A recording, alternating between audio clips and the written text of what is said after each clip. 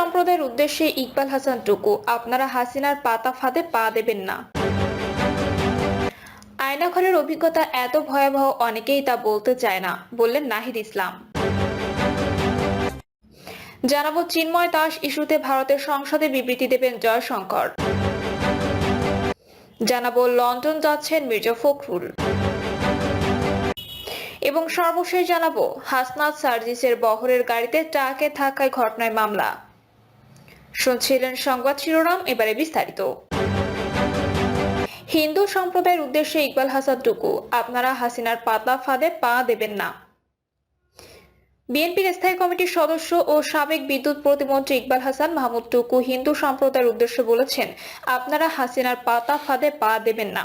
টুকুর এক বিন্দু রক্ত থাকতে সিরাজগঞ্জের হিন্দুদের কোনো ক্ষতি হতে দেব না, কিন্তু আজকাল কিছু আওয়ামী হিন্দু হয়েছে, তাদের মাধ্যমে ষড়যন্ত্র করার চেষ্টা করা হচ্ছে। আমি হাসিনাকে বলবো, এসব করে কোনো লাভ হবে না, আপনার মনের আশা পূরণ হবে না। ইকবাল হাসান মাহমুদ টুকু বলেন, শহীদ জিয়া গণতন্ত্রে বিশ্বাস করতেন, তিনি সবাইকে রাজনীতি করার অধিকার দিয়েছিলেন, তাই আওয়ামী লীগের সুযোগ পেয়েছিল। কিন্তু আওয়ামী লীগ 71-75-এ যা করেছিল, তারা গত 16 বছরে তার চেয়েও খারাপ করেছে। পরে তো ছেলে মেয়ে সব নিয়ে দেশ ছেড়ে পালিয়ে গেছে, কিন্তু এখনো এমন কিছু আওয়ামী লীগ রয়ে গেছে। আমি শুনতে পাই এখানেও নাকি এমন আছে এবং আমার দলের কিছু নেতার আশ্রয় আছে। যদি এমন হয় তাহলে তারা বিএনপি করতে পারবে না। তিনি বলেন, আল্লাহ মানুষকে বাড়াবাড়ি করতে নিষেধ করেছেন, কিন্তু হাসিনা এমন ভাবে কথা বলতেন যেন তিনি নিজেই আল্লাহ হয়ে গেছেন। আল্লাহ দেখিয়েছেন হাসিনার ভাত খাওয়ারও সময় হয় নাই, আজ সবই আছে, তিনি নাই, তিনি কোথায়? মাঝে মাঝে টেলিফোনে এলোমেলো কথা বলেন, হাসিনা খেলা শুরু করছেন। বিএনপির স্থায়ী কমিটির সদস্য বলেন, আমাকে খুনি হাসিনা সিরাজগঞ্জ ও বাংলাদেশের রাজনীতি থেকে একেবারে সরিয়ে দিতে চেয়েছিল। তিনি চেয়েছিলেন আমাকে জেলে ঢুকিয়ে রাখতে। যখন আমি জেল থেকে বের হব তখন আর আমার নির্বাচন করার ক্ষমতা থাকবে না। কিন্তু আমি বলেছিলাম আমি হাসিনা জেলে যাব না, ইন্টারনেটের মাধ্যমে আন্দোলনের কাজ করে যাব। আজ আমি আপনাদের সামনে বক্তব্য দিতে পারছি। এ সময় আমি গভীরভাবে স্মরণ করি বৈষম্য বিরোধী আন্দোলনের সব শহীদের, সেই সঙ্গে সুস্থতা কামনা করি আহতদের। তিনি বলেন, তারা কোটি কোটি টাকা লুটপাট করে নিয়ে গেছে। শেখ হাসিনা বলেন, আবু সাইদের গুলি লেগেছে, তাহলে রক্ত কই? টুকু প্রশ্ন করেন, যদি আজ জয়ের এমন গুলি লাগতো তাহলে তুমি এই কথা বলতে পারতে? সাইদের মাকে জিজ্ঞেস করো তার কলিজায় কেমন লাগছে। তিনি আরো বলেন, আমরা গণতন্ত্রে বিশ্বাস করি, আমরা জনগণের ভোট ছাড়া কেউ নির্বাচনে হয়নি। শহীদ জিয়া আজ নেই, কিন্তু তিনি গণতন্ত্র রেখে গেছেন। এখন খালেদা জিয়ার চেয়ে বড় গণতান্ত্রিক আর নেই।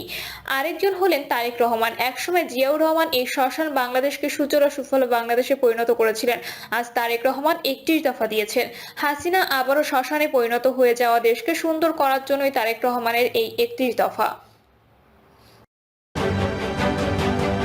আয়নাঘরের অভিজ্ঞতা এত ভয়াবহ, অনেকেই তা বলতে চায় না, বললেন নাহিদ ইসলাম। তথ্য ও সম্প্রচার উপদেষ্টা নাহিদ ইসলাম বলেছেন, আয়নাঘরের ভয়াবহ অভিজ্ঞতা সহ অসংখ্য নিপীড়নের গল্প আছে আমাদের, এবং এগুলো এতটাই ভয়াবহ যে তারা এখনো সেগুলো বলতে চায় না। যেখানে সরকারের পক্ষ থেকে তাদেরকে বারবার বলতে অনুরোধ করা হচ্ছে, কিন্তু তারপরও তারা বলতে চায় না।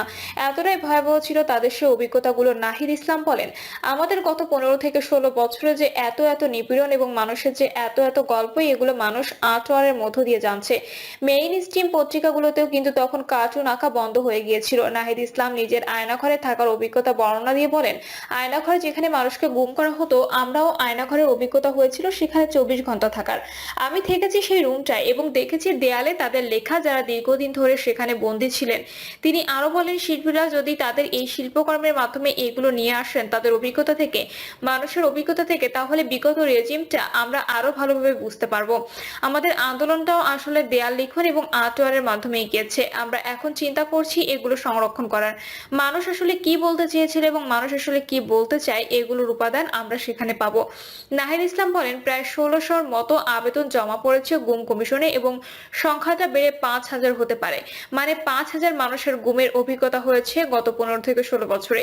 এই যে তাদের অভিজ্ঞতাগুলো, আমরা এই কথাগুলো কেউ বলতে পারতাম না। আলোচনা সভায় মূল প্রবন্ধ পাঠ করেন ঢাকা বিশ্ববিদ্যালয়ের সহযোগী অধ্যাপক সামিনা লুৎফা। তিনি আন্দোলনের দেয়াল লিখন ভাষা, সামাজিক যোগাযোগ মাধ্যমে ব্যবহার কিভাবে কিভাবে আন্দোলনকে বিস্ফোরিত করেছে তার তাত্ত্বিক ব্যাখ্যা উপস্থাপন করেন। তিনি বলেন, 18 সালের কোটা আন্দোলনের সংবাদ মাধ্যমে যে ভূমিকার মাধ্যমে রাজাকার শব্দটাকে বাতিল করতে পেরেছিল, এটা বাতিলের মাধ্যমে আন্দোলনকে বাতিল করতে পেরেছিল, কিন্তু 24 এর গণ অভ্যুত্থানে তা পারেনি। এই না পারার কারণটি অনুসন্ধান করলে দেখা যাবে এখানে সামাজিক যোগাযোগ মাধ্যম একটি বিরাট ভূমিকা পালন করেছে। আলোচনা সভায় জাতীয় বিশ্ববিদ্যালয়ের উপাচার্য ASM আমানুল্লাহ বলেন, আন্দোলনের সময় কয়েকদিন আগেও যারা আমাদের ছেলেদেরকে মেরেছে লাঠি দিয়ে, আওয়ামী লীগের এমন লোকের প্রমোশনের জন্য এখন তদবির করে বিএনপির লোক, তদবির করে জামায়াতের লোক। জাতীয় বিশ্ববিদ্যালয়ের প্রাথমিক শিক্ষা সংস্কার যতক্ষণ না হবে ততক্ষণ পর্যন্ত আমাদের শিক্ষা ব্যবস্থা সংস্কার হবে না। চিন্ময় দাস ইস্যুতে ভারতের সংসদে বিবৃতি দেবেন জয়শঙ্কর। বাংলাদেশে দেশদ্রোহিতার অপরাধে গ্রেপ্তার সম্মিলিত সনাতনী জাগরণ জোটের মুখপাত্র চিন্ময় কৃষ্ণ দাস ইস্যু নিয়ে ভারতের প্রধানমন্ত্রী নরেন্দ্র মোদীর সঙ্গে বৈঠক করেছেন পররাষ্ট্রমন্ত্রী এস জয়শঙ্কর। অনুষ্ঠিত এ বৈঠকের পর শুক্রবার পররাষ্ট্রমন্ত্রী লোকসভায় এ নিয়ে বিবৃতি দেবেন বলে জানা গেছে। এনডিটিভি জানিয়েছে, বাংলাদেশ ইস্যুতে ভারতের প্রধানমন্ত্রী নরেন্দ্র মোদীর সঙ্গে বৈঠক করেছেন পররাষ্ট্রমন্ত্রী এস জয়শঙ্কর। বৈঠকে চিন্ময় কৃষ্ণ দাস ব্রহ্মচারী গ্রেপ্তার, সংখ্যালঘুদের কথিত নিরাপত্তাহীনতা এবং চট্টগ্রামে একটি মন্দির ভাঙচুরের বিষয়ে তারা আলোচনা করেছেন বলে জানা গেছে। শুক্রবার সংসদে দুই কক্ষে ইস্যু নিয়ে জনসংখ্যার বিবৃতি দেবেন বলে এনডিটিভি জানিয়েছে। স্বাভাবিকভাবেই বিরোধী দলগুলো এই ইস্যুতে কোনো আপত্তি তুলবে না বলে মনে করতে হচ্ছে। ভারতের সংসদেও বাংলাদেশ ইস্যুতে আলোচনা হয়েছে। এনডিটিভি জানিয়েছে, লোকসভায় বেশ কয়েকজন সদস্য বাংলাদেশ নিয়ে কথা বলেন। তারা জিজ্ঞেস করে বাংলাদেশে হিন্দু মন্দির ও প্রতিমা ভাঙচুরের ঘটনা বেড়েছে কিনা, ভারত সরকার এই বিষয়টি বাংলাদেশের অন্তর্বর্তী সরকারের কাছে উত্থাপন করেছে কিনা।